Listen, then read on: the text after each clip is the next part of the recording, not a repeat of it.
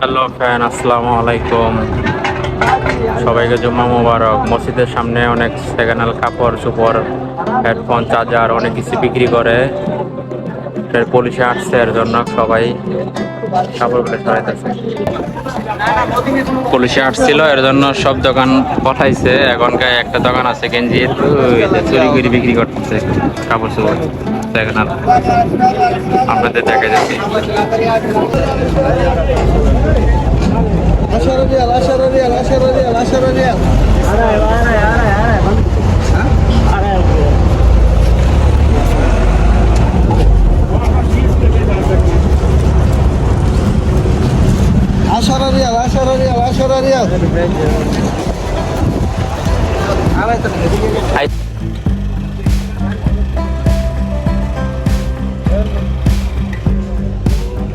কত দরকার আপনার?